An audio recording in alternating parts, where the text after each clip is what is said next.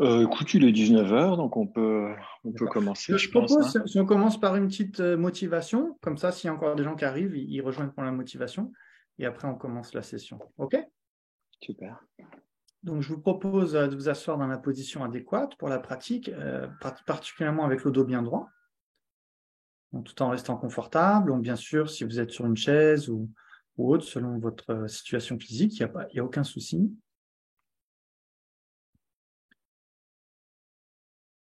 Donc, on va commencer par une méditation sur le souffle. Donc, on va placer notre attention sur le mouvement du souffle au niveau du ventre. Donc le ventre qui se gonfle, qui se dégonfle quand on respire. Et à chaque cycle de respiration, on compte un. On peut compter comme ça jusqu'à 10 cycles de respiration.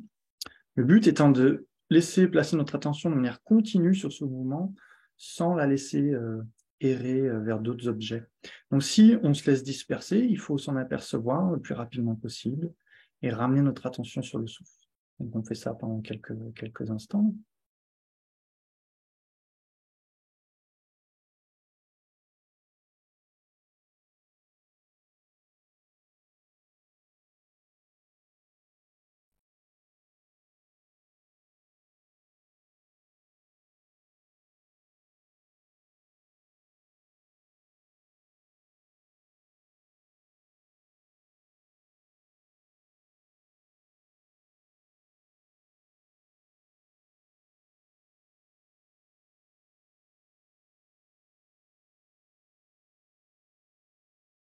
Puis on peut générer la motivation pour cette session.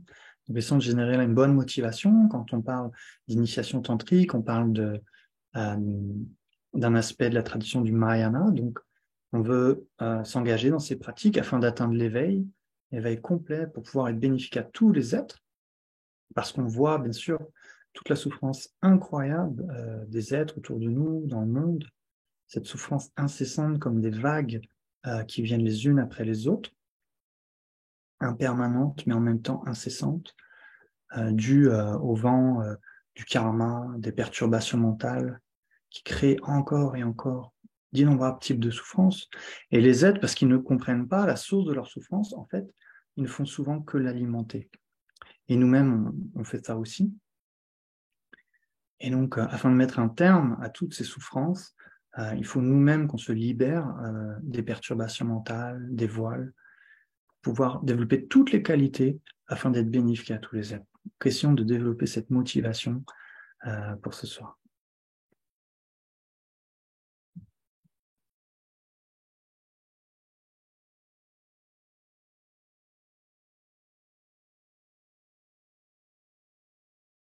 On voit la souffrance dans le monde, etc.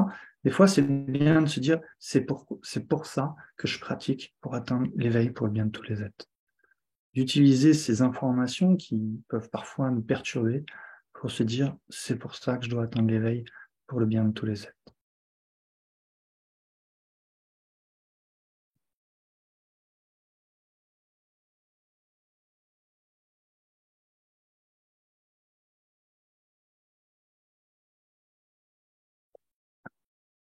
Donc, dans l'espace, en face sur un lotus, un disque de lune, on peut visualiser le maître Bouddha Shakyamuni qui nous regarde avec compassion, son corps des couleurs or, de la nature de la lumière. Et donc on peut le voir comme vraiment l'objet de notre espoir, notre confiance face à toute cette souffrance, parce que lui-même s'est libéré de toute cette souffrance. Il a développé la compassion infinie pour tous les êtres. Il connaît les méthodes pour nous libérer. Alors on peut vraiment s'en remettre à lui du fond du cœur, ainsi qu'à l'enseignement, le dharma, qui est le véritable chemin, et la sangha qui nous accompagne sur ce chemin.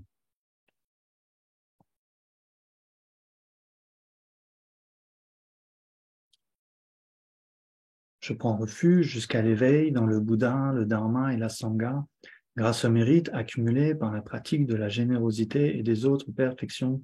Puissais-je devenir un Bouddha afin d'être bénéfique à tous les êtres. Je prends refuge jusqu'à l'éveil dans le Bouddha, le Dharma et l'Assemblée suprême, par la pratique de la générosité et des autres perfections. Puissais-je devenir un Bouddha afin d'être bénéfique à tous les êtres. Jusqu'à l'éveil, je prends refuge en le Bouddha, le Dharma et la Sangha, Grâce au mérite, par la pratique de la générosité et des autres perfections, puissais-je devenir un Bouddha afin d'être bénéfique à tous les êtres.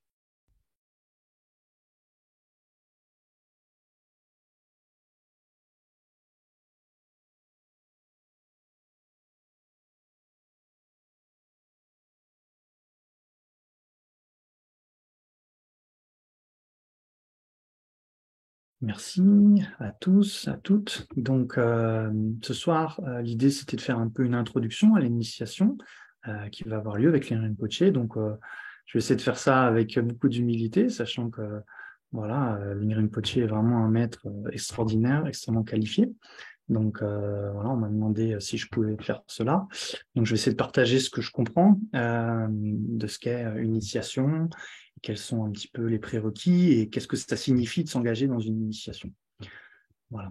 Et donc, vous aurez un temps pour les questions à la fin de la session.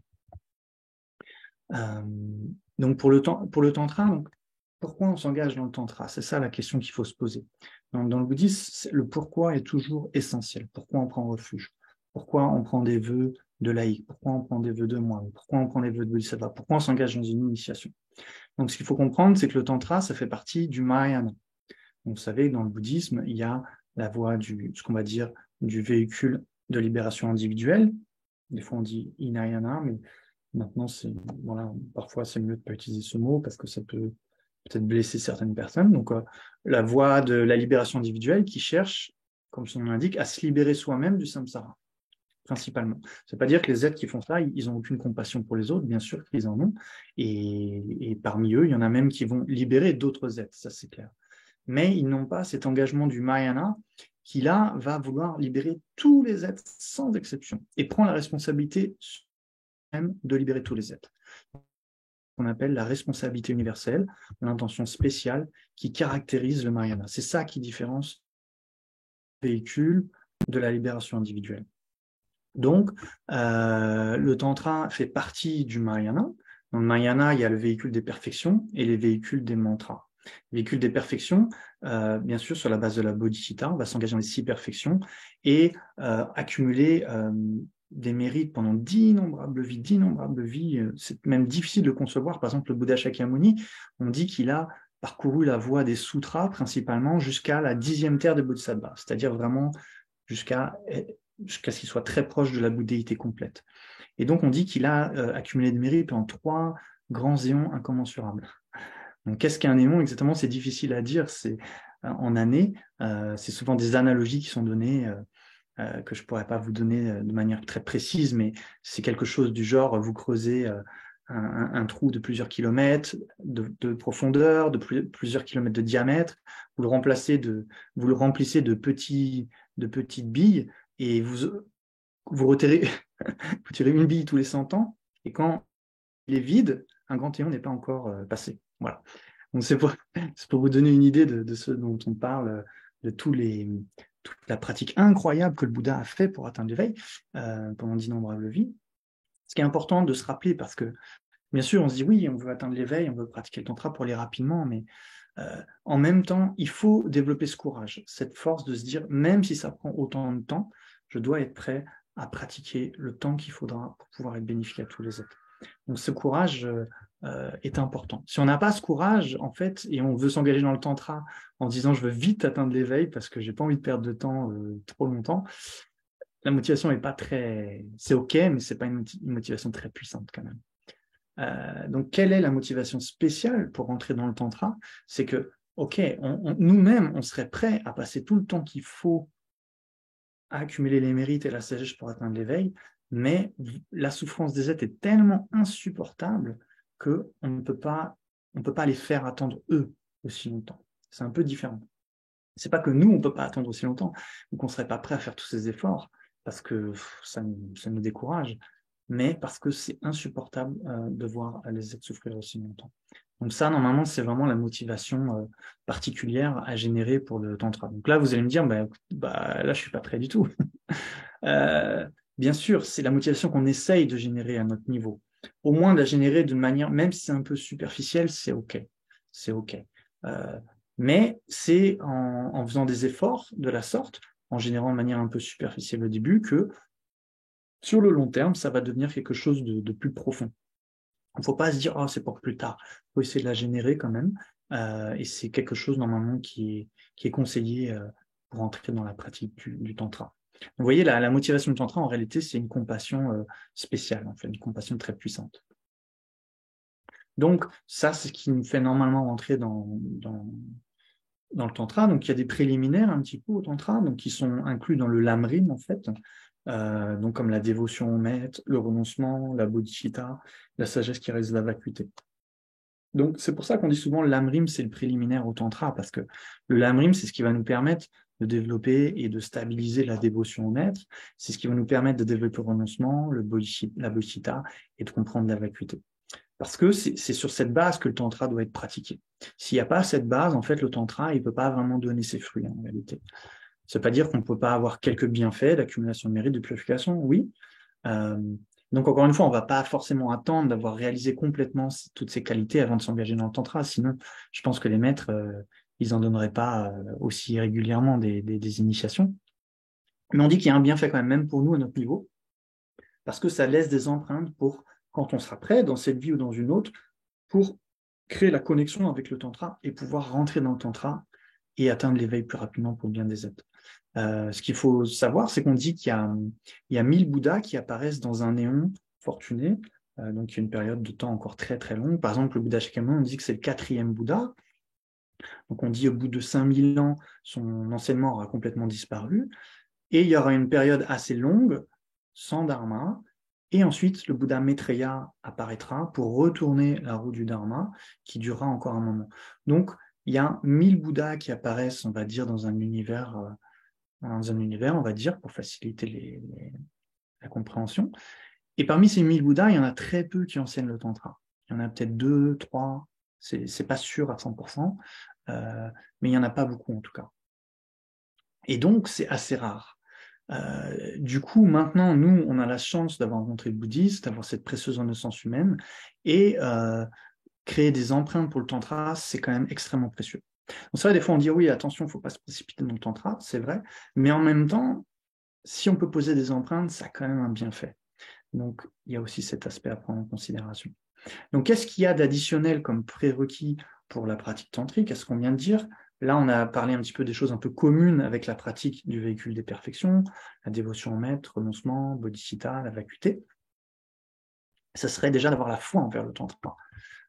Il y a des gens qui n'ont pas foi envers le tantra, même des bouddhistes. D'ailleurs, le tantra n'existe pas dans toutes les formes de bouddhisme de ce monde. Et il y en a parmi les bouddhistes de ce monde sûrement qui n'auraient pas foi en tantra. Et donc, qui ne s'y intéressera pas. Donc, il faut avoir encore une fois, cette prédisposition qui vient peut-être de vie antérieure ou autre, qui fait que nous, on a cette confiance, cet attrait envers le tantra. Donc, bien sûr, ça veut dire déjà qu'on a pris refuge aussi dans le Bouddha, dans la Sangha. Donc, ensuite, il y a 4 classes de tantra. Il y a ce qu'on appelle le Kriya Tantra, le Tantra de l'action, le Charya Tantra, le Yoga Tantra et Anuttara Yoga Tantra. Donc, ces 4 classes de tantra qui sont qui requièrent de qualification pour le pratiquant. Donc là, l'initiation, en fait, c'est la permission subséquente que va donner Lingrim Rinpoche, ça appartient au Kriya Tantra, le premier niveau de tantra. Par exemple, Jado Rinpoche, il a donné l'initiation de Kala Chakra, et cette initiation appartient à l'Anuttara Yoga Tantra, au niveau de tantra le plus élevé. Donc, j'expliquerai un petit peu plus certains détails par rapport à ça. Donc, pour ce type de tantra, normalement, il ne faut pas manger ce qu'on appelle la nourriture noire.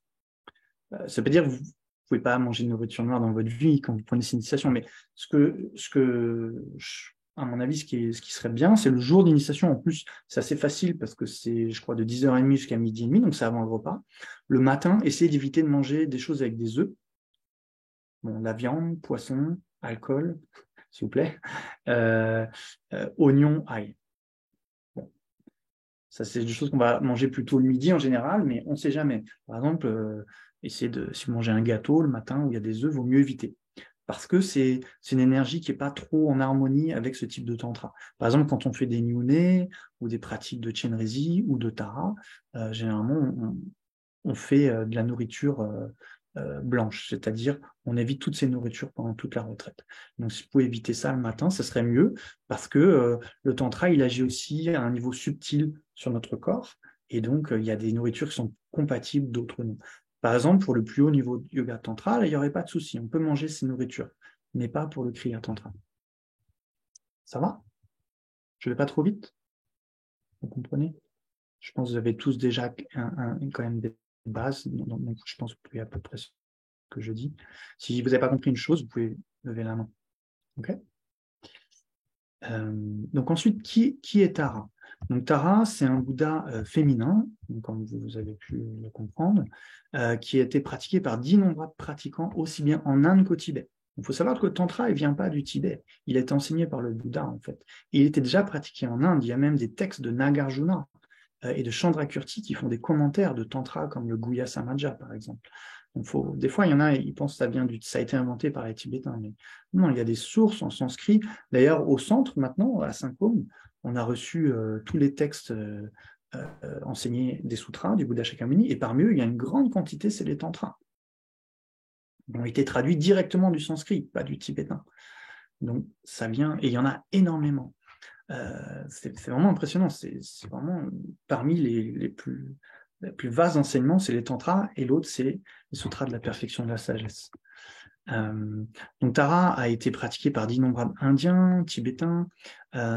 Donc au niveau de l'histoire de Tara, on dit que j'ai entendu à plusieurs reprises, initialement c'était une femme qui était une grande pratiquante, qui devait vivre dans un royaume, etc. Et elle était assez admirée pour sa pratique. Mais il y avait des gens qui pensaient qu'en gros, on ne pouvait pas atteindre l'éveil si on était une femme. Donc ils lui disaient tu es vraiment une super pratiquante, mais il faut absolument que tu fasses des prières pour renaître en tant qu'homme, sinon tu ne pourras jamais atteindre l'éveil. Et elle, elle a dit, je vois absolument pas pourquoi une femme ne pourrait pas atteindre l'éveil. Donc elle a fait des prières pour toujours renaître en tant que femme et d'atteindre l'éveil sous une forme féminine. En fait, donc ça c'est son histoire. Donc c'est quand même très important aussi. Surtout parmi vous, il y en a beaucoup qui sont des femmes, donc pour aussi vous réalisiez qu'il n'y a aucune différence entre un homme et une femme dans la capacité d'atteindre l'éveil. Absolument aucune. Parfois même, sur certains plans, les femmes auront des avantages, et sur d'autres, les hommes auront des avantages peut-être aussi, mais au final, le potentiel est le même.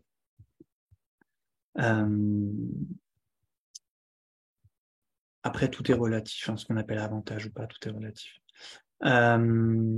Ensuite, donc on dit que sur cette terre, ce qui s'est passé, c'est qu'à un moment donné, Chenrezig essayait de libérer d'innombrables êtres, etc. Et à un moment donné, il avait libéré d'innombrables êtres, mais il voyait qu'il y en avait encore tellement qui souffraient qu'il a commencé à se décourager.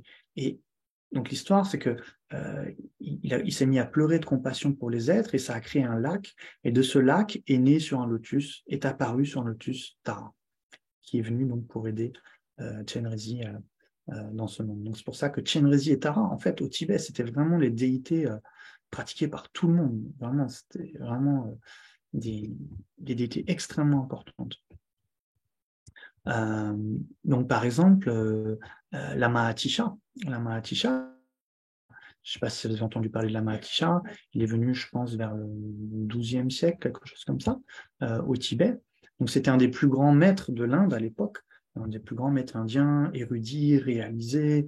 Il a passé 12 ans avec son maître sur une île pour développer la bodhicitta, pour recevoir toutes les transmissions, toutes les explications et la pratique de bodhicitta. C'était vraiment un être extraordinaire, érudit dans les sutras, les tantras, etc. Et ce maître, la Mahatisha, il s'en remettait immensément à Tara. En fait. Il y a beaucoup d'histoires. Par exemple, quand il citait la Bodh Gaya, sur le site où le Bouddha a atteint l'éveil, il y avait des statues de Tara même qui lui parlaient et qui l'ont orienté dans sa pratique. Par exemple, pour aller rejoindre son maître Serlimpa pour développer la bodhicitta. Et même au moment où il y avait une hésitation, s'il devait rester en Inde ou partir au Tibet, c'est Tara qui lui a dit, parce qu'il y avait les gens de l'Inde ne voulaient pas qu'il parte au Tibet. En fait, c'était un tellement grand maître, ils ne voulaient pas le perdre. Et donc, parce qu'à l'époque, bien sûr, c'est pas comme maintenant, on ne fait pas un aller-retour aussi facilement. C'était un grand périple d'y aller. Et Tara lui a dit, si tu vas au Tibet, tu vivras un peu moins longtemps, mais il y aura un bienfait immense pour le Dharma. Et donc, la Mahatisha a choisi de y aller. Et donc, il a même reçu de Tara une prière courte qu'on récite parfois de Tara. Donc, elle est particulièrement invoquée pour sa capacité à dissiper les obstacles et à réunir les conditions favorables. En général, donc pour la pratique, mais même pour d'autres choses. Elle a vraiment une capacité énorme. Je vais donner un petit exemple. Par exemple, le week-end dernier, pour l'initiation avec Jado Rinpoche, j'y étais en voiture parce que je devais, j'avais une raison particulière d'aller dans un garage là-bas. Bref, j'avais une raison, je devais y aller. Et c'est très difficile de se garer près de Paris, etc., sans que ça soit payant. Et donc, à un moment donné, je me suis dit, bon, écoutez, si vous voulez que je sois à l'heure, Tara, faites quelque chose, quoi. Et bref, et je me suis retrouvé, en fait, sans faire exprès, à prendre un sens interdit, parce que j'étais avec le GPS et tout, qui me klaxonne, je tourne, et boum, j'arrive dans une rue, il y avait des places, c'était incroyable, c'était une bruit magnifique. C'était gratuit et je savais même pas, mais j'étais peut-être à 10 minutes à pied de la gare, quoi. C'est un petit exemple, mais c'est un exemple parmi des milliers et des milliers.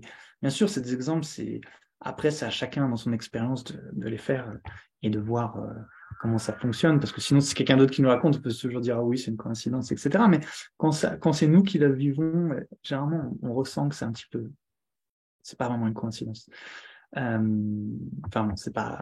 C'est un tout petit exemple, hein. On ne va pas dire qu'on pratique Tara pour ça, bien sûr. Donc Tara, en fait, en tant que méthode tantrique, c'est aussi une méthode pour atteindre l'éveil complet. On peut atteindre l'éveil complet en pratiquant Tara. Donc par exemple, quand on pratique Chenrezi, on peut atteindre l'éveil sous la forme de Chenrezi. Si on pratique Tara, on peut atteindre l'éveil sous la forme de Tara. Même si une fois qu'on atteint l'éveil, en réalité, un être éveillé, il peut prendre n'importe quelle forme en réalité. Mais c'est une méthode pour atteindre l'éveil. Donc, on peut tous atteindre la réalisation de Tara. En gros, on a tous le potentiel de Tara en nous, et en faisant cette pratique, en récitant ce mantra, les visualisations, etc., ça va activer ce potentiel, cette nature de Bouddha qui est en nous. C'est comme un miroir, en fait. C'est comme un miroir. En fait, ce qu'on regarde, ce qui nous intéresse, ce qu'on écoute, ça va activer des choses en nous. C'est un petit peu comme c'est l'interdépendance. Donc, dans les monastères, que ce soit dans les monastères, par exemple, moi où j'étais, dans le sud de la France, ou dans les grands monastères en Inde, Tara, c'est vraiment une pratique qui est pratiquée très, très, très souvent. Même dans les grands monastères où ils étudient de manière extrêmement intensive, parfois ils se font des sessions, ils vont réciter les 21 Taras, qu'on récite des fois au centre, je pense aussi, à Paris. Enfin, c'est pas les 21 Taras qui fait Jamel, mais parfois c'est important de le réciter. Ils vont réciter ça pendant des heures. Nous-mêmes, avec le monastère, on avait été pour un festival de prière au Népal, et sa sainteté de Lama, c'était au début du Covid, il avait demandé que soit récité, je crois, je ne sais plus, peut-être 100 000 fois la prière de Tara. Donc, peut-être même plus, parce qu'on était tellement nombreux que sinon c'était beaucoup plus, ça devait être au moins 1 million, parce qu'on était peut-être 1000 moines ou un truc comme ça, donc des fois plus, enfin 1000 moines et nonnes, donc c'est sûr, c'était au moins 1 million, voire 10 millions, 100 millions, je ne sais plus, parce qu'en plus les Tibétains le récitent très très vite. Donc voilà, c'est vraiment une pratique très très puissante, très importante. Donc aussi, c'est une manière d'accumuler de nombreux mérites, dissiper les obstacles. Donc, pour recevoir une initiation, il faut la recevoir d'un maître qualifié. C'est-à-dire que ce maître, il doit avoir réuni différentes qualités en lui-même, d'expérience et de réalisation sur la pratique de Tara. Et il a dû recevoir, bien sûr, cette transmission par un maître lui-même qualifié. Donc, il doit avoir une transmission ininterrompue jusqu'au début de la transmission de cette initiation. En fait. Donc là, bien sûr, c'est le cas avec le très vénérable Ling Rinpoche. Donc, on a une chance incroyable. C'est un maître très important dans la lignée Gelugpa. Si jamais vous ne le savez pas, en fait, il a été reconnu par le Dalai Lama et d'autres grands maîtres comme la réincarnation du tuteur principal du Dalai Lama. Donc, le précédent Ling Rinpoche, c'était vraiment le maître principal de... Il y avait Ling Rinpoche et Trijang Rinpoche, mais souvent, sa sainteté, il dit que Rinpoche, il se sentait plus proche encore de Ling Rinpoche. Ça veut pas dire, bien sûr, il avait aussi une foi envers Trijang Rinpoche, envers tous ses maîtres, mais Ling Rinpoche, il avait une connexion spéciale. C'est vraiment un maître, vous pouvez être sûr que là, il a vraiment reçu les transmissions. Et donc, si vous transmet, c'est vraiment quelque chose de très pur et très authentique. Donc ça, c'est quelque chose de très précieux. Donc, comme je vous le disais, le Tantra fait partie du Mahayana, le grand véhicule, donc, il est basé sur la grande compassion. Euh, donc, euh, donc, je vous ai dit, le Mahayana peut diviser en véhicule des perfections et le véhicule des mantras, ou véhicule tantrique. C'est la même chose. Donc, il dit véhicule Vajra, véhicule mantra, véhicule du Tantra, c'est la même chose. Un véhicule du Tantra, on peut l'appeler aussi le véhicule résultant. Le véhicule des perfections, on l'appelle le véhicule causal. Donc, pourquoi on fait cette distinction? C'est-à-dire, dans le véhicule du Tantra, on visualise le résultat au moment de la pratique. C'est-à-dire qu'on se visualise déjà comme étant éveillé, on visualise déjà qu'on accomplit des activités éveillées, etc. Donc c'est une méthode unique dans le tantra, en fait. Dans les sutras, on ne fait pas ça. On visualise l'éveil en tant que but et on crée les causes pour l'atteindre. C'est pour ça qu'on dit c'est les véhicules causales. Maintenant, ça ne veut pas dire que dans le véhicule tantra, on ne crée pas les causes pour atteindre l'éveil. Bien sûr que si.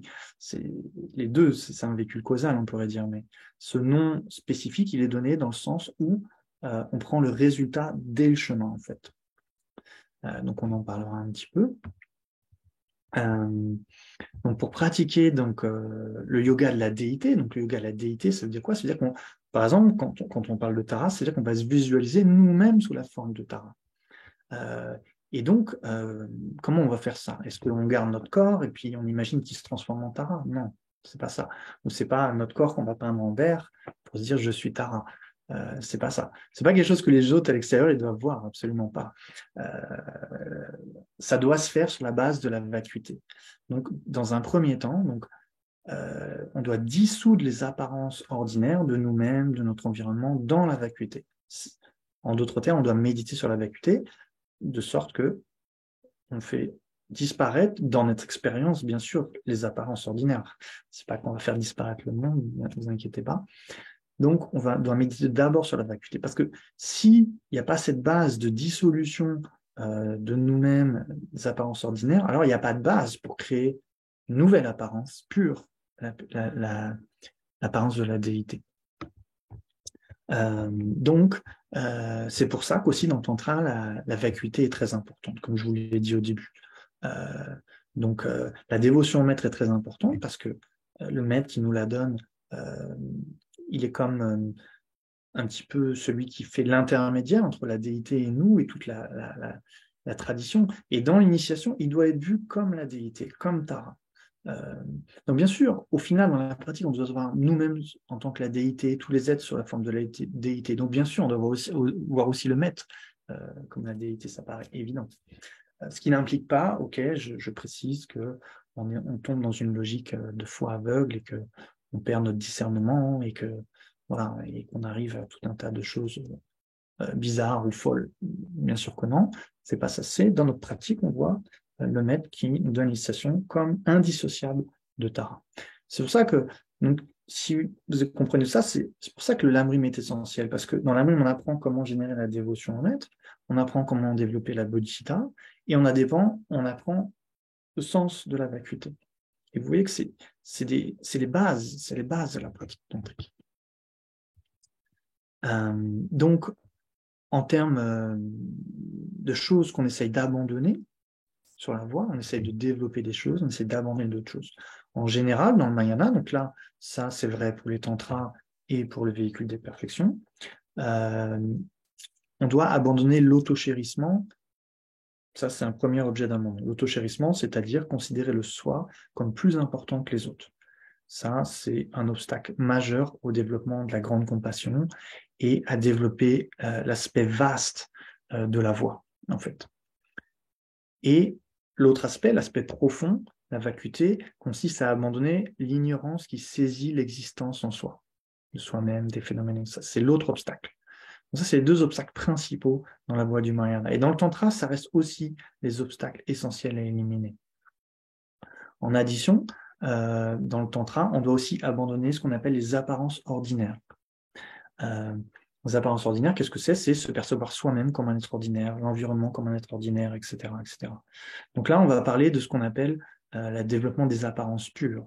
Donc, on parle des 4 puretés sur la base de la vacuité. On doit se visualiser soi-même sous la forme de la déité. Donc là, dans ce cas-là, ça serait Tara. L'environnement comme le mandala de la déité, le palais, l'environnement de la déité, donc tout de manière très pure. Les objets qu'on va utiliser, la nourriture, etc., comme étant extrêmement purs. Et aussi, on va visualiser déjà qu'on accomplit les activités d'un Bouddha dans la méditation. Par exemple, quand on récite des mantras, on peut imaginer qu'on envoie des rayons de lumière, qu'on libère tous les êtres, etc., qui sont des méthodes très puissantes pour développer la compassion. Et donc, vous voyez, c'est très puissant parce que ça combine vraiment la vacuité, la compassion à plein niveau. Donc, en fait, le tantra, on peut le voir comme une méthode plus puissante pour développer la compassion et la vacuité, en réalité.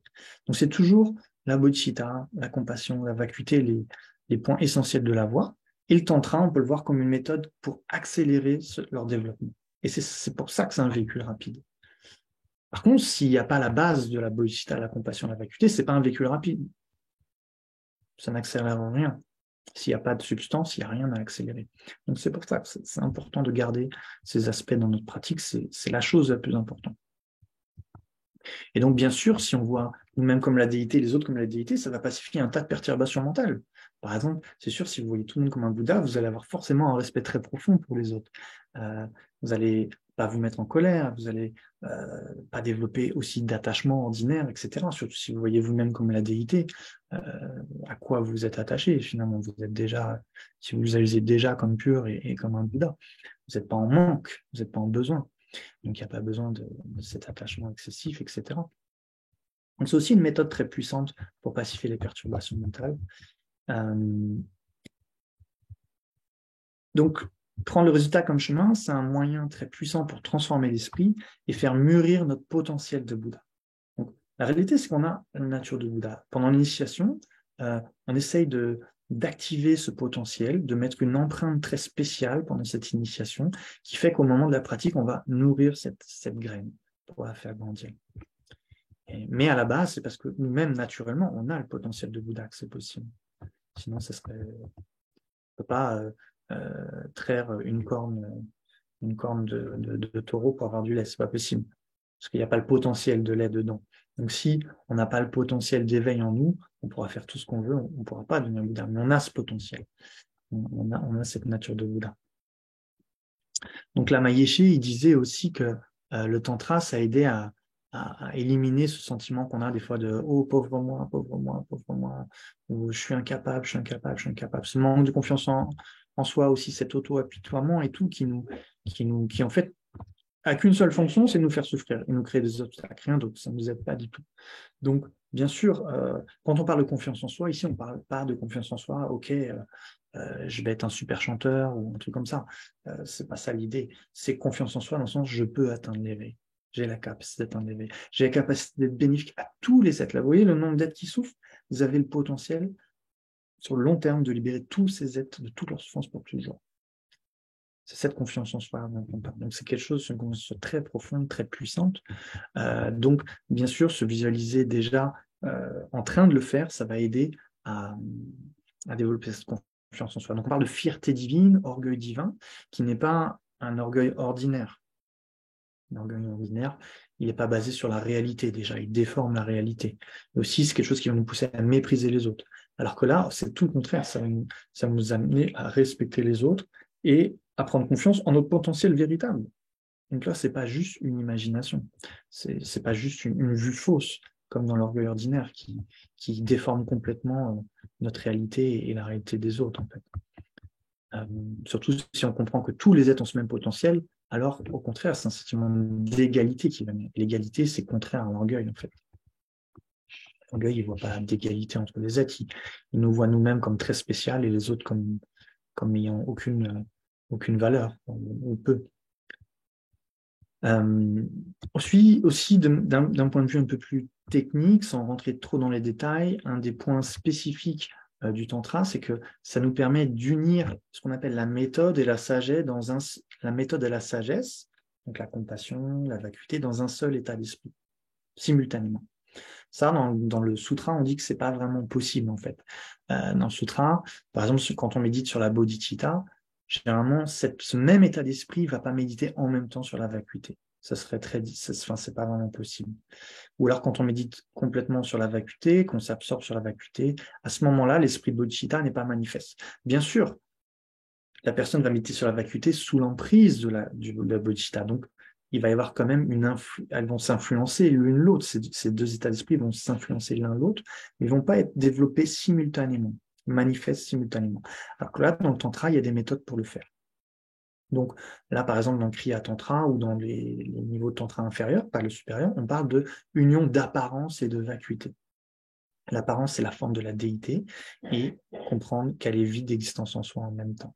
Donc, à travers la méditation en un point qui va se développer sous la forme de la déité, l'apparence claire de la déité apparaîtra et en même temps, l'esprit, quand il va méditer sur la vacuité, cette apparence de la déité continuera à être présente en même temps. Et donc, le fait qu'elle apparaisse et que la vacuité soit réalisée en même temps, il y a une accumulation de mérite et de sagesse qui se fait simultanément. Par exemple, ce qu'il dit dans un texte, en fait, il y a une grande différence entre le fait de méditer sur la vacuité d'une fleur et de méditer sur la vacuité de la déité. Bien sûr, c'est la même vacuité, il n'y a pas de différence au niveau de sens, etc. Donc, aussi, soit dans le sutra, dans le tantra, dans le Mahamudra, dans tout ce que vous voulez, le sens de la vacuité est le même. Il n'y a aucune différence. La bodhicitta, c'est la même, il n'y a aucune différence. Ça, c'est très important de le comprendre. Sinon, après, on pourrait développer la vue fausse de se dire, OK, toute cette étude de la vacuité, cette réflexion, c'est juste dans le sutra, mais dans le tantra, dans le Mahamudra, on n'a pas besoin de tout ça. Non, c'est pas ce que disent les enseignements authentiques. C'est la vacuité est exactement la même, le sens de la vacuité est exactement la même. Donc là, la différence, c'est que on va faire sur un support différent, c'est la déité, et avec toutes les méthodes tantriques, ça va permettre une accumulation de mérite et de sagesse extrêmement puissante. Et donc, c'est ça aussi qui va permettre d'atteindre l'éveil plus rapidement. Voilà, je ne vais pas aller plus en détail là-dessus. Bien sûr, aussi, en fait, quand vous visualisez tout comme la déité, vous recevez la bénédiction de la déité, en fait. On comprend bien que comment on perçoit la réalité va affecter notre esprit quand même.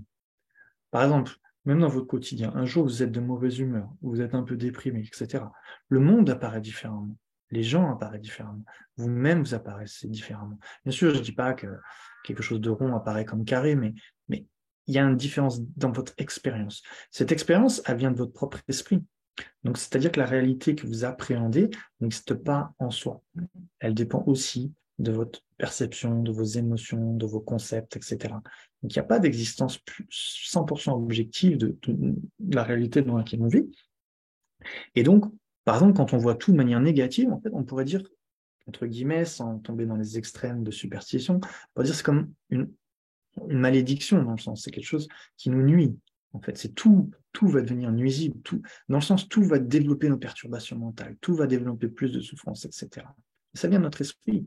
Un autre jour, on va être plus positif, ouvert, altruiste. Le monde apparaît différemment, les gens apparaissent différemment. Et là, on peut dire que c'est une bénédiction parce que ça va développer notre joie, notre bonheur, nos qualités, etc. Et aussi, ça va apporter du bonheur autour de nous. Vous voyez comment on perçoit les choses, ça influence nous-mêmes, les autres, de manière très puissante. Donc là, imaginez si vous percevez vous-même, tous les êtres, l'environnement comme quelque chose de très pur, et la déité, là, vous pouvez comprendre que l'effet sur votre esprit est extrêmement puissant. Et donc, c'est la bénédiction, c'est ça qu'on appelle la bénédiction, en fait. Et donc, vous recevez la bénédiction continuellement si vous faites ça. Et donc, ça aussi, c'est ce qui fait qu'on peut purifier l'esprit. Imaginez, toutes les fois, on a vu tout de manière négative, nous-mêmes de manière négative, et tous les effets que ça a eu, nos jugements, nos colères, etc. Tout ça, quand vous méditez sur la vacuité, vous voyez tout comme pur, c'est évident et logique que toutes ces empreintes, tous ces potentiels, ça les purifie de manière très profonde, de manière très puissante, parce que vous vous opposez directement à cette manière de percevoir. Donc c'est pour ça aussi que c'est une pratique de purification très puissante, et on peut dire, entre guillemets, une accumulation de mérite, dans le sens, une accumulation de potentiel positif. C'est ça qu'on veut dire. Donc, point suivant que je voulais aborder, c'est les engagements liés à l'initiation. Donc déjà, je dis initiation, c'est aussi ce qu'on dit initiation, mais en réalité, en tibétain, il y a deux mots, il y a Wang et Jenang. Wang, on pourrait dire transmission de pouvoir. Jenang, ça veut dire permission subséquente. Donc là, c'est un Jenang, permission subséquente. Donc, c'est un peu différent.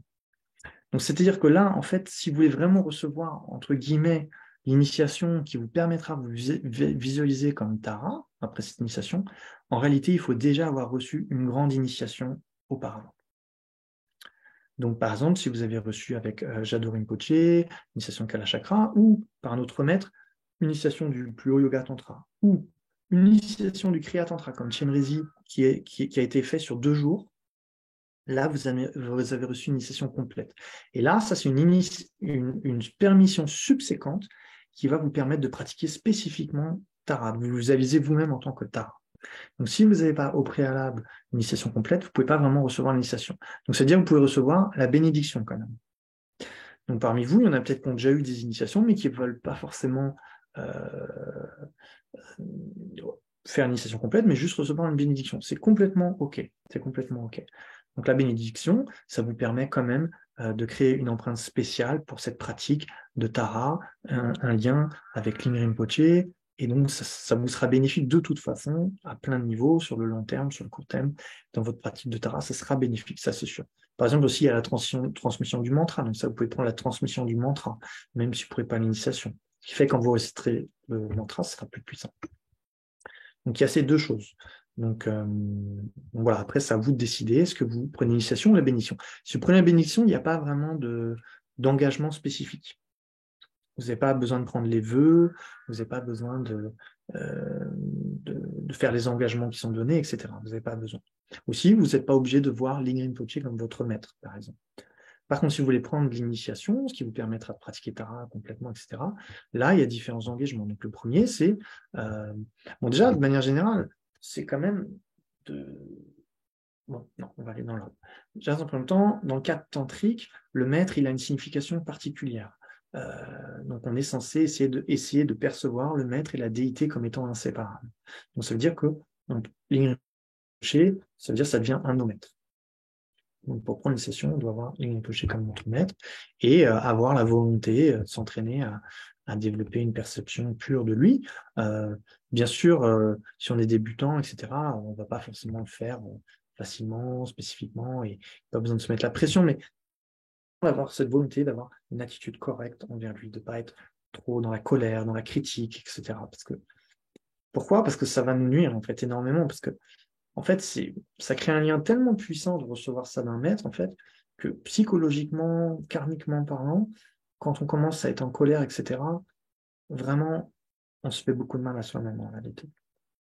On se fait beaucoup de mal à soi-même. C'est un petit peu comme, par exemple, si vous êtes très proche de vos parents et vous recevez beaucoup d'eux, vous avez beaucoup de gratitude, et puis tout d'un coup, vous vous mettez très en colère contre eux, vous commencez à passer dans la haine, ça va vous affecter beaucoup plus que si vous êtes en colère contre quelqu'un d'autre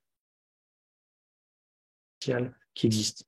Donc là, le lien avec le maître, c'est un lien encore plus spécial dans le sens où spirituellement, c'est quelque chose qui, sur le long terme, est très important. C'est très bénéfique et très important. Donc, voilà, c'est un des engagements de le voir comme votre maître. Ensuite, il y a ce qu'on appelle les vœux de Bodhisattva. Donc, il y a des vœux qui vont avec cette initiation. Donc, dans les plus hautes initiations, les vœux de Bodhisattva et les vœux tantriques. Ici, il y a juste les vœux de Bodhisattva. Juste, c'est déjà pas mal. Donc aussi, ceux qui ne prennent pas l'initiation, mais qui voudraient prendre les vœux de Bodhisattva, c'est possible aussi de prendre juste les vœux de Bodhisattva. C'est tout à fait possible. Par exemple, si vous avez déjà pris les vœux de Bodhisattva auparavant et vous voulez les renouveler, c'est possible de le faire. Ça permet de purifier les vœux, etc. Ou pour les prendre la première fois, c'est possible. Donc ce qu'il faut comprendre, c'est qu'il n'y a rien qui peut vous arriver si vous ne le décidez pas. Donc si au moment où Ling Rinpoche va commencer à faire la cérémonie des vœux de Bodhisattva, vous, dans votre esprit, vous n'avez pas envie de les prendre, vous ne les prenez pas. Il n'y a pas de souci. Il n'y a pas de souci. Si vous voulez les prendre, alors par contre, essayez de bien suivre les instructions qu'il donne à ce moment-là, répétez comme vous pouvez, parce que souvent c'est en tibétain, donc on ne comprend pas forcément, mais au moins que l'intention soit là. Donc il y a un grand bienfait à prendre ses vœux, bien sûr. Hein. On prend les vœux, c'est toujours pour qu'il y ait un bienfait, pas pour nous nuire, pour qu'il y ait un bienfait. Et c'est quoi ce bienfait? C'est nous amener à l'éveil plus rapidement, toujours en réalité. Par exemple, quand on prend les vœux de laïc ou de moine, si on prend le vœu de ne pas tuer, Imaginons ce matin que vous avez pris le vœu de ne pas tuer et vous ne tuez pas toute la journée. Vous n'y pensez pas forcément, mais vous ne tuez pas toute la journée. Continuellement, vos mérites s'accroissent. Du fait d'avoir pris cet engagement, cette décision, psychologiquement, c'est quelque chose qui a un impact. Et donc, tout le temps où vous gardez ce vœu, ça vraiment, il y a quelque chose qui s'accroît en vous au niveau des mérites, continuellement. Par contre, si vous n'avez pas appris ce vœu et vous ne tuez pas, il ne se passe rien dans votre esprit. Sauf au moment où, volontairement, délibérément, dans une situation donnée, vous vous dites, oh voilà, il ne faut pas que je tue, vous évitez. Mais sinon, il ne se passe rien de spécial en réalité. Donc, deux personnes, un qui a pris le vœu, un qui n'a pas pris le vœu, ils font la même chose, même quand ils dorment, quand ils mangent, etc. Il y en a un dont les mérites s'accroissent tout le temps, et l'autre pour qui il ne se passe rien du tout. Donc, c'est ça un des grands bienfaits des vœux. Et là, dans les vœux de Bodhisattva, c'est la même chose. Sauf que vu que c'est des vœux qui sont pris pour le bien de tous les êtres, donc avec la motivation de bodhicitta, donc c'est pour ça aussi qu'il faut générer du mieux que vous pouvez une forme de bodhicitta pour recevoir ces vœux, sinon vous ne pouvez pas les recevoir. Vu que c'est généré avec cet état d'esprit, ces vœux deviennent encore plus vastes et encore plus puissants. Donc, dans le Bodhisattva Charvatara, Shantideva, il dit si les mérites accumulés, créés par la prise des vœux de bodhicitta pouvaient prendre forme, l'espace entier ne pourrait pas les contenir. En fait, c'est immense. On accumule une quantité de mérite continuelle, même quand on est inconscient, quand on dort, etc. Donc, vous pouvez les lire à l'avance, c'est possible. Que ce soit les vœux de moine ou les vœux tantriques, normalement, vous n'êtes pas censé les connaître avant de les prendre. Mais pour les vœux de Bodhisattva, vous pouvez. Donc, par exemple, si vous avez le Lamrim spiralé, qui est vendu au centre, il y a aussi d'autres livres sur les vœux de Bodhisattva. Je sais qu'à l'époque, il y en avait un de Bokar Rinpoche qui était très bien, qui était un petit livret. Et sûrement, dans les éditions Mahayana, il doit y avoir des choses, j'en suis sûr. Il doit y avoir des petits livrets, etc. Donc ça, si vous allez sur les éditions Mahayana, sur leur site, vous trouverez. Donc, c'est bien de les lire avant. Ça, vous avez le droit. Donc, il y a 18 vœux racines et 46 secondaires. La première fois que j'ai pris une initiation, c'était avec Lama-Zopa Rinpoche, je me rappelle, en 2003, à Vajrayogini. Donc, j'ai tout fait, et puis à la fin, on m'a dit, voilà, les vœux de Bodhisattva, il y a 18 vœux racines et 46 secondaires. J'arrivais pas à y croire, quoi. Je dis, non, c'est pas possible, j'ai pas pris autant de vœux que ça, c'est pas possible. J'ai eu vraiment peur, quoi. Mais en réalité, en fait, l'engagement principal, c'est quand même d'essayer de mettre en avant la bodhicitta dans notre vie, l'altruisme dans notre vie. Ça, c'est le truc principal. Et la pratique des 6 perfections, on va dire. Maintenant, vous pouvez les regarder plus en détail. Il y en a qui sont faciles à tenir, d'autres qui sont plus difficiles à tenir. Par exemple, ne pas détruire une ville.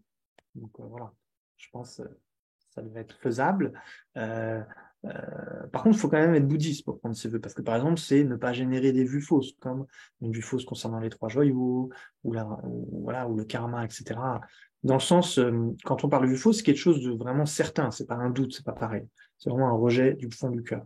Donc ça brise les vœux si on fait ça, parce que c'est la base de la voie vers l'éveil, en fait, les enseignements du Bouddha. Donc, si on les rejette du fond du cœur, ça va être difficile Enfin, les vœux n'ont plus de base.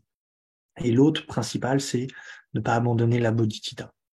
Donc vous allez me dire, mais bodhicitta, c'est quelque chose de très, très difficile. Mais en réalité, je dirais, c'est ne pas faire marche arrière. Ne pas faire marche arrière. Voilà, peu importe le niveau de bodhicitta que vous avez, même si c'est pas une bodhicitta très profonde, etc., c'est dans votre vie, la bodhicitta, vous devez l'avoir comme quelque chose d'essentiel, d'important, en tout cas. C'est quelque chose, vous ne devez jamais vous en détourner, jamais dire, voilà, moi maintenant tout ça, j'en veux plus, je veux aller pour ma libération individuelle et les êtres, ils se débrouillent. Ça, vous ne pouvez pas faire. Ou abandonner, dire, voilà, je veux bien travailler pour l'éveil, pour bien tous les êtres, sauf celui-là. Là, si vous faites ça, vous perdez la bodhicitta et vous perdez vos vœux. Donc, après, ça demande une vigilance à ce qui se passe dans notre esprit. Une fois qu'on le sait, on est vigilant. Et je pense qu'en général, c'est pas ce qu'on veut faire de toute façon dans notre vie. Donc, le point, c'est d'être vigilant. Et donc, c'est un entraînement en réalité. Par exemple, quand vous êtes en conflit avec quelqu'un, vous êtes en colère, c'est de faire attention à ça. Dire, OK, je suis très en colère contre cette personne, mais non, mais ça ne veut pas dire que je vais l'abandonner de l'éveil pour le bien de... Enfin, c'est pas possible. Non, pas ça. Vous voyez? Donc, de ne pas aller trop loin, ça peut vous aider à ne pas aller trop loin. OK?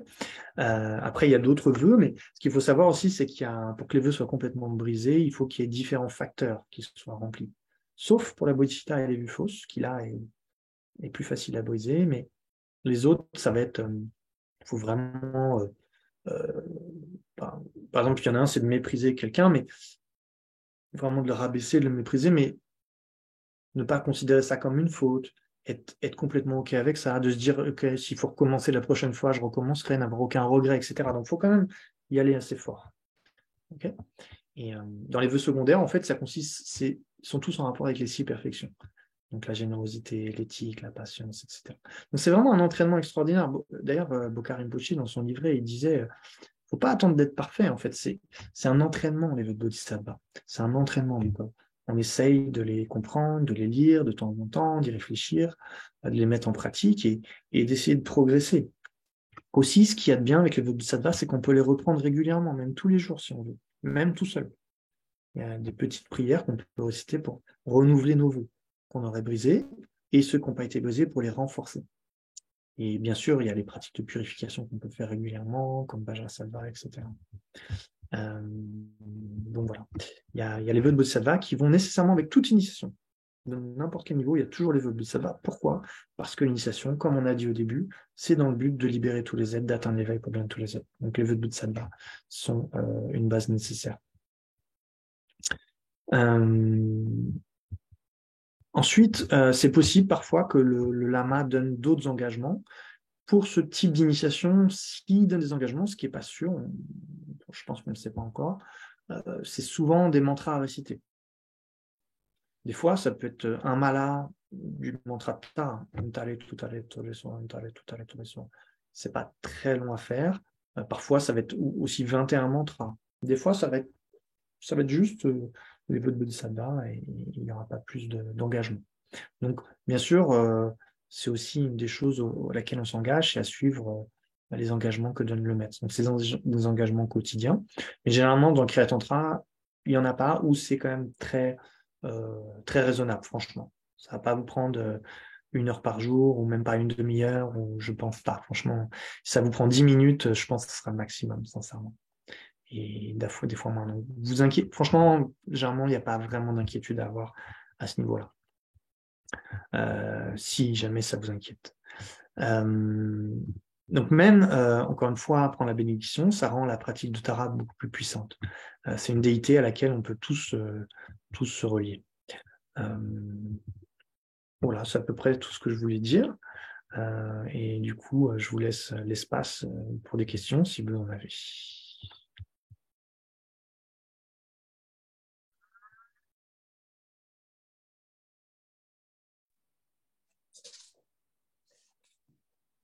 J'ai pas de questions, je voulais juste te remercier pour ta très grande clarté. C'était vraiment formidable de t'entendre. Très clair et très complet. Donc, un grand merci à toi. Bah, merci. Merci à toi. Merci également. Merci. Je vois qu'il y a quelques questions. Alors, il y a Mag. Ah, bah, c'est marrant. C'est Martine. Martine et Marc Je Magali. suis à Stockholm, j'ai pris l'ordinateur de Magali. Ah, d'accord. Ok, Voilà. je t'écoute. Je voulais savoir si Tara, elle avait des qualités spécifiques, je sais pas, quelles qualités spécifiques elle pouvait avoir. Alors, en fait, tous les Bouddhas, ils ont tous les mêmes qualités. Il n'y a pas un Bouddha qui a plus de qualités, d'autres qui ont la même qualité. Donc, elle a la Mais par compassion. exemple, Chenrezi, c'est la compassion, Donc, Manjushri, c'est la tout à fait. sagesse. Oui, mais je veux recadrer quand même en général de dire tous les Bouddhas, ils ont toutes les qualités. Voilà. Maintenant, spécifiquement, c'est vrai, tu as raison, tout à fait, comme Manjushri, c'est la sagesse, Chenrezi, c'est la compassion, Tara, c'est l'activité éveillée de tous les Bouddhas. Par exemple, enfin, Tara verte, parce qu'il y a Tara verte, il y a Tara blanche, là, c'est Tara verte. Donc, Tara verte, si vous regardez, il y a sa jambe droite qui est sortie du lotus. Ça veut dire qu'elle est prête à bondir pour aider les êtres. Donc, c'est aussi, on va dire, l'énergie vent du mouvement. Donc, elle a vraiment des fois, on dit aussi c'est la mère de tous les bodhisattvas. C'est comme la mère. Donc, bien sûr, elle a cet aspect maternel aussi dans son apparence. Donc, aussi dans la compassion, dans l'amour, aussi la sagesse. Mais principalement, c'est l'activité vie. Donc, la compassion en action. Voilà, elle est là pour agir. C'est pour ça qu'on l'utilise beaucoup pour dissiper les obstacles, etc., pour aider à accomplir les souhaits, etc. Donc, elle a cette caractéristique spécifique. Ça va Nicole Nicole, ton micro est coupé. On ne t'entend pas. Si tu peux débloquer ton micro. Voilà. Ouais. J'aurais voulu que tu me redonnes une définition de la vacuité. La définition, ça, c'est pas trop dur. Une explication, ça, c'est plus dur. Un petit peu des deux. D'accord. La vacuité, bien sûr, c'est une négation de quelque chose. Okay, donc, on dit c'est le manque d'existence en soi, le manque d'existence inhérente. Donc, on peut utiliser différents termes qui reviennent toujours à la même chose. Donc, le point, c'est de comprendre qu'est-ce qu'on essaye de réfuter ou éliminer ou nier. Donc, dans notre apparence quotidienne, on voit les choses d'une certaine manière. Par exemple, le jeu apparaît comme quelque chose de très objectif dans notre expérience, dans notre ressenti, je dirais. Au fond de notre cœur, on a l'impression qu'il y a un jeu là qui est profondément ancré et très concret dans notre corps, dans notre esprit, etc.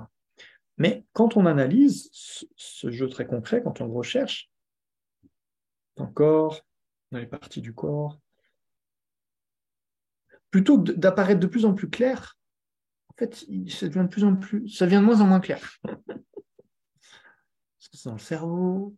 Est-ce que c'est dans le cœur? Dans les os? Partie de mon corps? Dans la peau? Dans l'ensemble? Si c'est pas dans les parties, comment ça pourrait être dans l'ensemble? L'esprit, peut-être? L'esprit, ouais, mais l'esprit, c'est quoi l'esprit? C'est la conscience visuelle? Est-ce que le jeu, c'est la conscience visuelle? Conscience auditive? Olfactive? Tactile? Ça paraît difficile de dire ça. Quand on dort, en rêve, tout ça, ça fonctionne pas vraiment. Pourtant, on a un sentiment de jeu. Est-ce que c'est la conscience mentale? Quelle conscience mentale? Il y en a plein des consciences mentales. Il y a plein de pensées, il y a plein d'émotions, il y a la tristesse, la joie, la colère. En fait, quand on essaye, aussi on a le sentiment, mon esprit, mon corps. On ne dit pas, ça n'aurait pas de sens de dire c'est mon corps si je suis mon corps. Ça n'aurait pas de sens. Ça ne dirait pas, c'est mes sensations, mes pensées. Si j'étais mes pensées, ça va. Par exemple, je ne suis pas ma télé. Quand on dit c'est à moi, c'est dire c'est pas moi. Donc voilà, donc on cherche, on ne trouve pas. Du coup, après, on va essayer de chercher du coup en dehors du corps et de l'esprit. Mais qu'est-ce que ça pourrait être, ce jeu très réel en dehors du corps et de l'esprit? Par exemple, quand tu es assise, là, tu es assise, tu es d'accord. Mais, jusque-là, oui. donc, si tu étais un phénomène indépendant de ton corps, il n'y aurait aucune raison de dire que tu es assise. Parce que c'est ton corps qui est assis. Si c'était pas ton corps, si tu n'as rien à voir avec ton corps, c'est un phénomène complètement différent. Par exemple, tu ne veux pas dire mon esprit est assis ou ma pensée est assise. Tu vois, donc tu ne pourrais pas dire non plus je suis assis. Tu ne pourrais pas non plus dire est-ce que tu me vois là?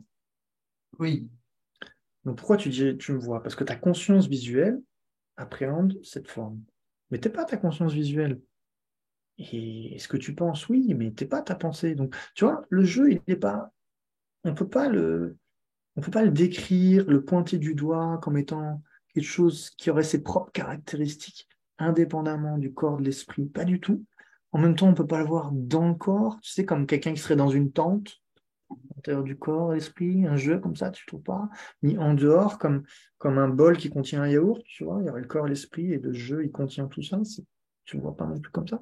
Donc, si tu le cherches de plein de manières, eh ben, tu ne le trouves pas.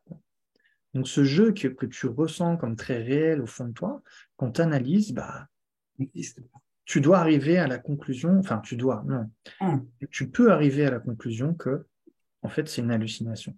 Il n'existe pas du tout. Sinon, tu devrais le trouver à l'analyse. Et donc, ce manque, cette absence d'un soi réel, c'est la vacuité du jeu. Et donc, c'est pareil pour tous les autres phénomènes. Si tu les analyses, ça va être la même chose. Et donc, il y a un manque d'existence en soi, manque d'existence réelle. Les phénomènes existent en dépendance. Le jeu, il existe, il est simplement désigné sur la base du corps et de l'esprit. Simplement désigné. Il existe en simple dépendance du corps et de l'esprit, simplement désigné, rien de plus. Mais on a le sentiment qu'il est beaucoup plus que ça. Surtout quand on est en colère, quand on est dans les émotions, là, le jeu, il apparaît très vivide, très, très réel au sein du corps et de l'esprit, mais en réalité, si tu le cherches, il n'est pas là. Donc c'est une hallucination.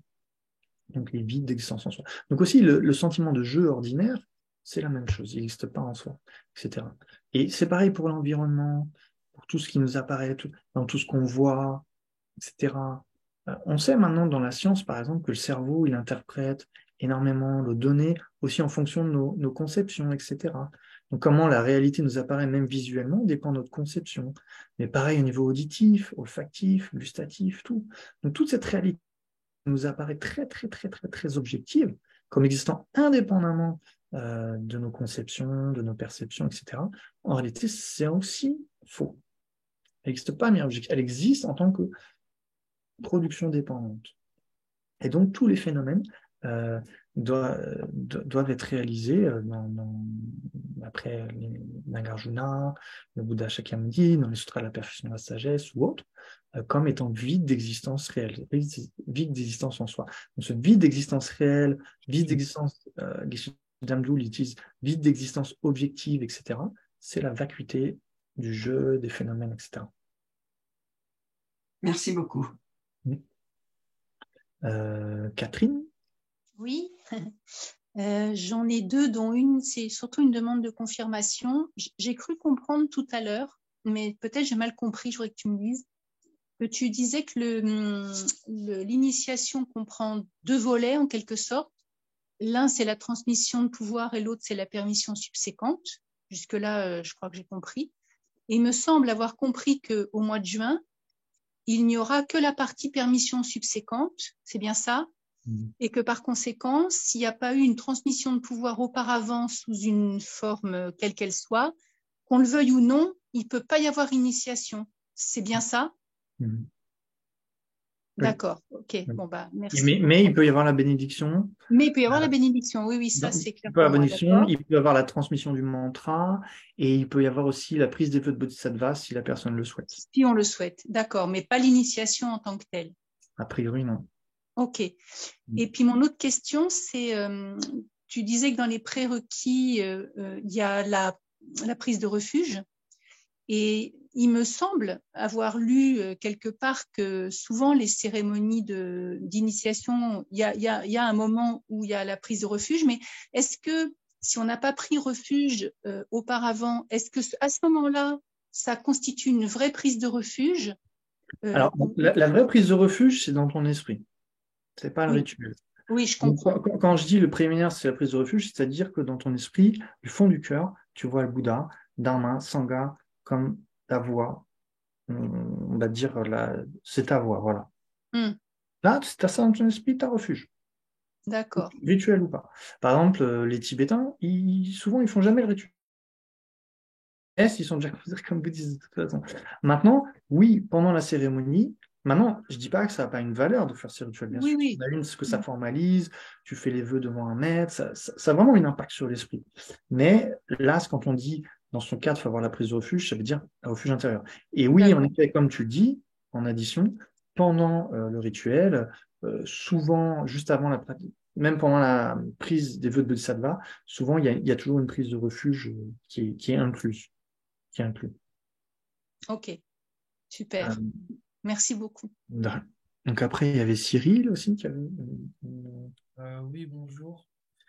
En fait, j'avais une question par rapport à la fréquence des initiations, c'est-à-dire tous les combien en fait elles se produisent. En fait, du coup, moi je fréquente le centre Kalachakra depuis 2019 et c'est enfin là il y a eu une initiation de Kalachakra récemment et là il y a une initiation de Tara, mais c'est la première fois en 4 ans qu'il y a l'occasion de prendre une telle initiation. Et je me demandais si c'était à cause du Covid que c'était si rare ou si c'est en général vraiment rare. Donc c'est parce qu'en fait, pourquoi je pose la question? Parce qu'en fait, je me sens un peu, j'ai l'impression que j'aurai besoin de temps encore pour consolider peut-être les sutras, notamment Bodhicitta et Vacuité, avant éventuellement de m'engager dans les tantras. Et du coup, je me disais, ben, quand ce sera la prochaine fois, quoi. En fait, je pense en effet, comme tu dis, que le Covid, il a joué, puisque de toute façon, les maîtres, ils se déplaçaient plus déjà. Donc, bien sûr, il ne peut pas d'une initiation. Après, je pense que ça dépend de notre karma aussi. Voilà, donc là, on a la chance que Lennon Rinpoche et Jadon Rinpoche y viennent. Donc, ce qu'il faut espérer, c'est que ce lien, il perdure et donc ils reviennent régulièrement. Et donc, c'est sûr que quand ces maîtres viennent, c'est possible de leur demander des initiations, ça c'est sûr. Par exemple, là, Jadon Rinpoche et Lennon Rinpoche, ils font une tournée, donc ils donnent des initiations aussi dans d'autres endroits pendant qu'ils sont là. Donc, initiation, il y en a, mais après, oui, c'est pas très souvent quand même, quoi. Et voilà, comme on l'a vu avec le Covid, il n'y a aucune certitude, on ne sait jamais. Donc, après, c'est pas non plus une raison pour se sentir obligé de prendre l'initiation si on se sent pas prêt non plus, tu vois ce que je veux dire. Donc, si tu te sens pas prêt, faut pas non plus pousser trop les choses. Par contre, pour la bénédiction, je pense que c'est un bon intermédiaire parce que ça permet quand même de créer le lien et tu peux faire des prières que quand tu seras prêt, de l'apprendre, etc. Ça c'est OK.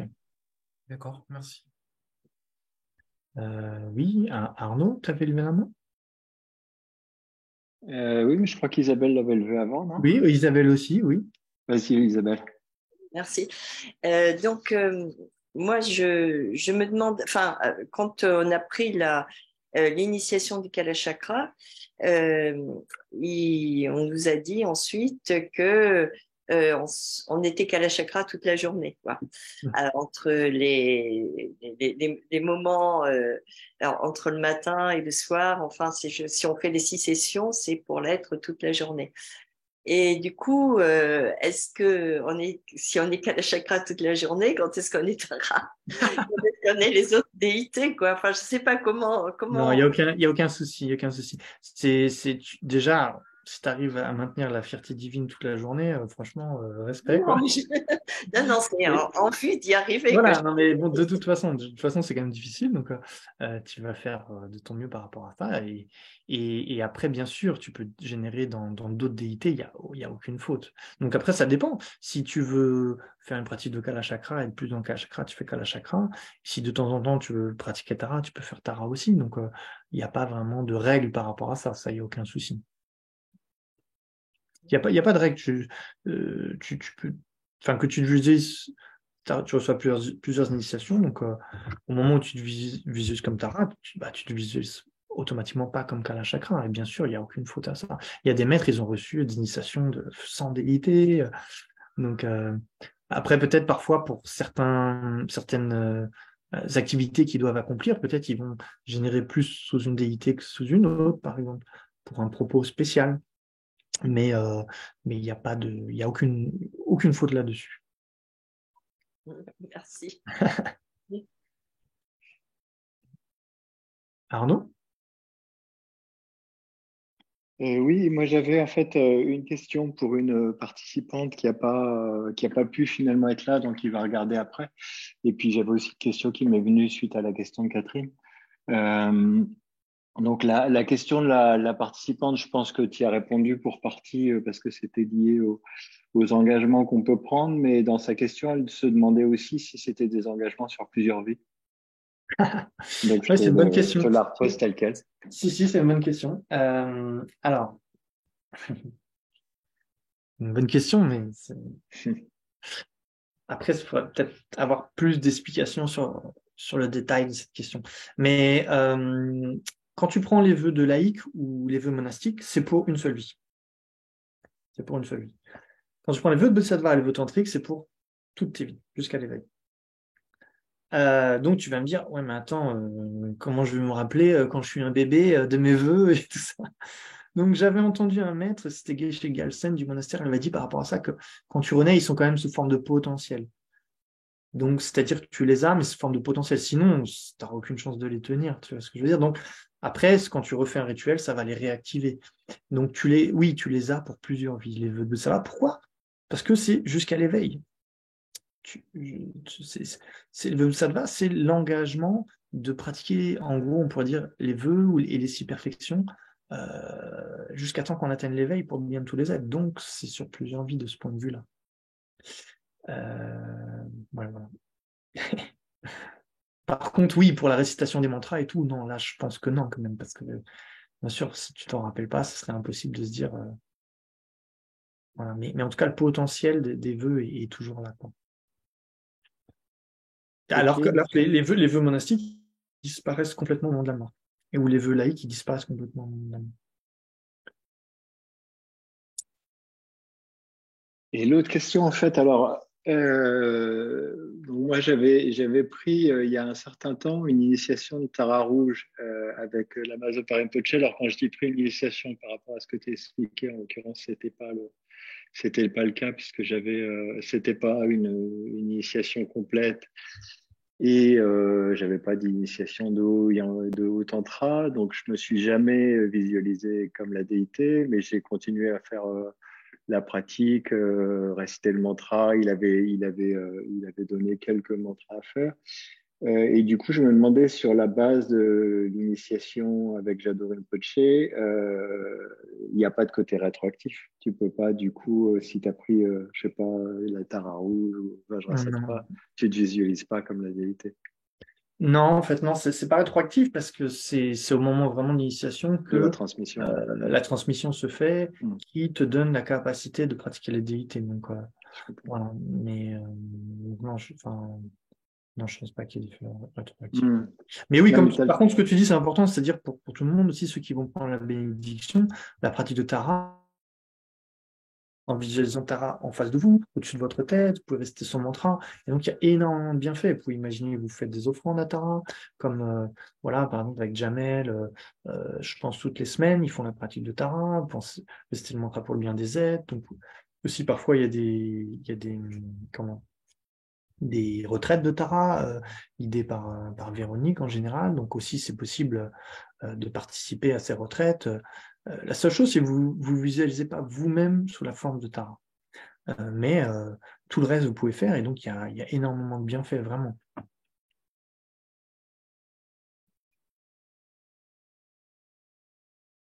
Ok, merci. C'est très clair. Merci à vous.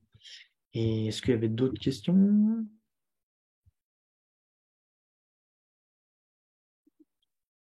Je regarde. Je ne vois pas de main levée. Il y avait Aïda. Aïda? Ah, Aïda, je n'avais pas vu. Oui, moi aussi, du coup, j'ai peut-être pas bien compris la différence entre la transmission de pouvoir et la permission subséquente, si tu pourrais revenir là-dessus. Et dans quel cas, du coup, on peut prendre l'initiation? Si on a un des deux? Alors, en fait, généralement, une initiation, une transmission de pouvoir complète, ce qu'on appelle généralement vraiment une initiation, voilà, une transmission de pouvoir, Wang en tibétain en gros. Wang, ça veut dire pouvoir. Donc, ça vous donne la capacité à pratiquer la déité. C'est ça que ça veut dire. C'est pas devenir un être surpuissant dans ce monde mondain, mais ça vous donne le pouvoir de faire la pratique. C'est ça que ça veut dire. Donc, généralement, ça se fait sur 2 jours. Un peu comme, exactement comme ça s'est passé avec Jado Rinpoche. Il y a tout des préparatifs qui se font le premier jour, et le deuxième jour, il y a qui est donné. Même si ça peut arriver parfois qu'il le donne de manière condensée sur une seule journée, ça arrive. Mais là, j'ai vérifié avec Elisabeth et apparemment, je pense qu'elle a dû leur demander, c'est une transmission subséquente. Donc ce mot subséquent, ça veut dire quoi? Ça veut dire que c'est quelque chose qui est fait de manière... Il n'y a pas tous les aspects d'une initiation complète, c'est pour donner une capacité... Donc pour quelqu'un qui a déjà reçu une initiation complète, déjà qui est déjà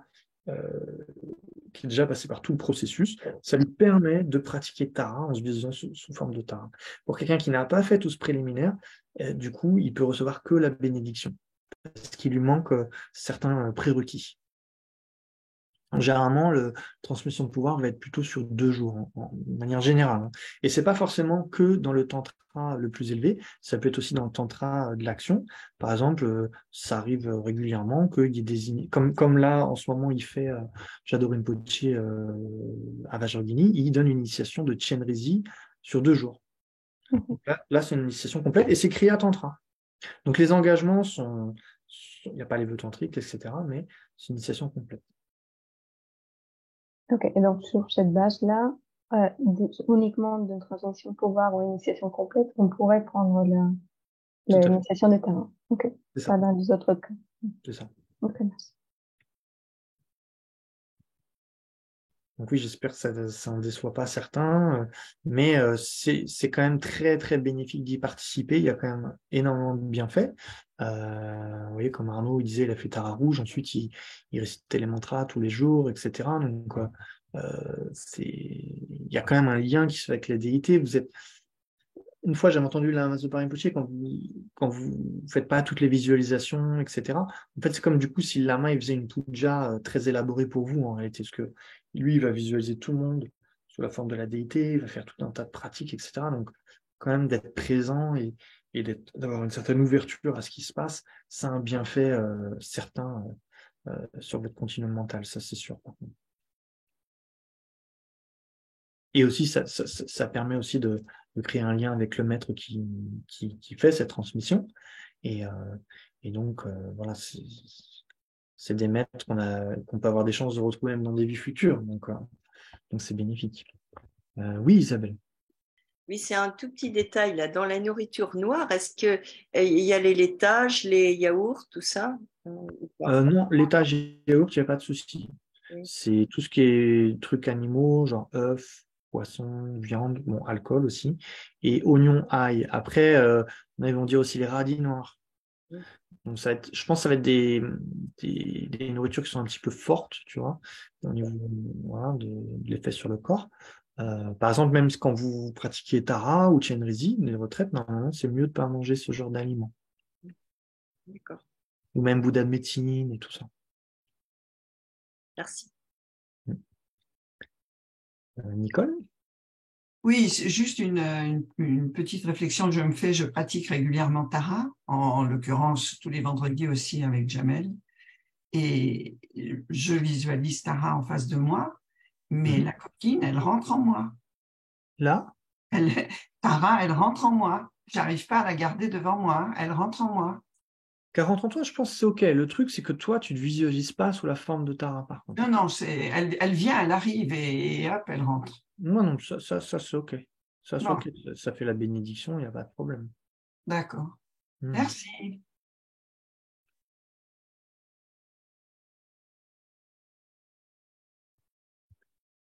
OK.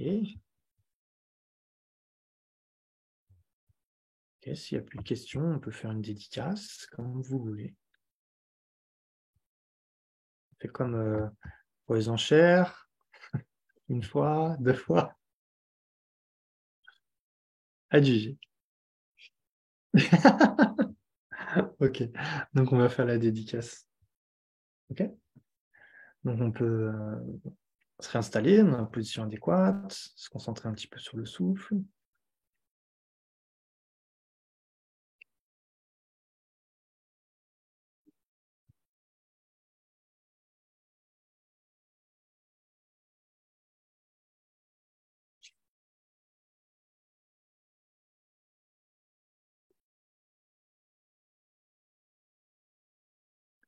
Donc, en nous intéressant à la voix tantrique, particulièrement à la voix de Tara, aussi pour préparer cette venue du très vénérable Ling Rinpoche, on a créé d'immenses mérites parce que, en fait, tous ces sujets, ça crée des empreintes pour l'éveil, en fait. Donc, c'est quelque chose d'infiniment précieux, extrêmement précieux, extrêmement rare, le samsara. Aussi, le tantra est extrêmement rare, donc même créer un lien, même avoir un intérêt pour le tantra, c'est extrêmement précieux. Et donc, on peut dédier tous ces potentiels positifs, tous ces karmas positifs accumulés, justement pour pouvoir rapidement atteindre l'éveil, particulièrement d'atteindre l'état de Tara, pour pouvoir libérer tous les êtres, sans exception, de toutes leurs souffrances, des causes de leurs souffrances, les amener à l'éveil, de développer nos qualités. Parce que maintenant, on s'aperçoit que nos qualités sont malheureusement trop limitées pour pouvoir savoir exactement comment aider chacun à chaque moment, de la manière qui lui convient, et d'avoir d'innombrables capacités pour aider les autres. On n'a pas encore toutes ces qualités. Du coup, de pouvoir développer toutes ces qualités graduellement, pour pouvoir être une source seulement de bonheur et de paix pour tous les êtres, de les aider, les guider à se libérer de la souffrance, peu importe le temps que ça prendra, jusqu'à temps qu'ils soient tous complètement, qu'ils atteignent tous l'état de Tara. Et aussi afin que la bodhicitta, l'esprit altruiste, se développe dans notre cœur et celui de tous les êtres, partout où il n'est pas encore né, particulièrement dans tous ceux, comme la Master Rinpoche nous disait souvent, de prier pour tous ceux qui font du mal dans le monde, que l'esprit de compassion se développe en eux, que ce soit les dictateurs, etc. Que la grande compassion se développe en eux, qui décident d'arrêter complètement de nuire aux êtres et au contraire d'utiliser leur pouvoir pour être bénéfique aux autres. Et partout où cet esprit de bodhicitta est déjà né, puisqu'il s'accroît toujours plus jusqu'à l'éveil. Aussi, on peut dédier tous ces mérites à la longue vie de sa sainteté, le Dalai Lama, qui a une très longue vie. Donc récemment, il a dit que il avait des signes comme quoi il allait vivre encore au moins 15 ou 20 ans. Donc on espère encore plus. Donc c'est une excellente nouvelle. Donc qu'il puisse vivre extrêmement longtemps et continuer à être bénéfique à tous les êtres et nous guider jusqu'à l'éveil. Et avoir aussi manifesté une bonne santé. Aussi pour le retour rapide de la Nazopa Rinpoche, qui est la source de tous nos bonheurs dans la FPMT, passé, présent, futur. C'est inimaginable tous les bienfaits qu'il nous apporte à chaque instant. Donc, que tous ces souhaits se réalisent dans la FPMT continuellement, à partir du moment où on sent Kala Chakra, et qu'ils reviennent très rapidement, qu'ils s'incarnent très rapidement.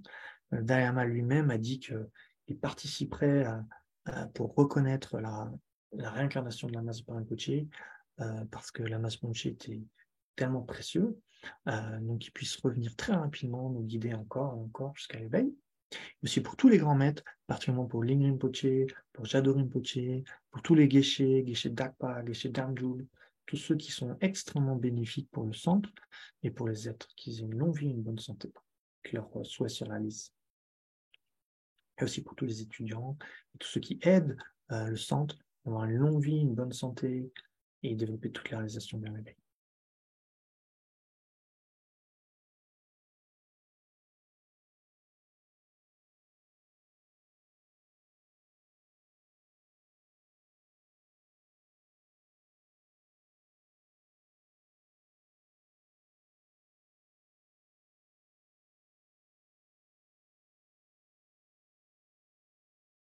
Merci beaucoup.